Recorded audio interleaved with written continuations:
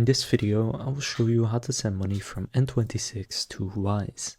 To do this, you first want to go and open up Wise and go to the currency that your N26 account is also in, which for me is Euro, and that is also my main currency.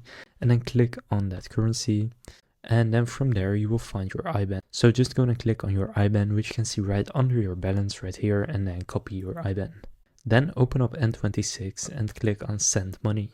Then click on plus in the top right and select a bank transfer. Then from here, go and enter your name and IBAN. And then once you click continue, you will see this. Now choose how much you want to transfer. I'll do 20 euros. Click continue. And now you can choose instant or standard. I'll just do instant. Then click confirm and then continue.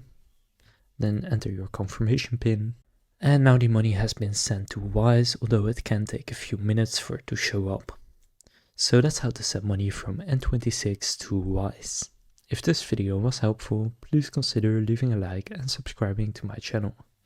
With that being said, I will see you in the next video.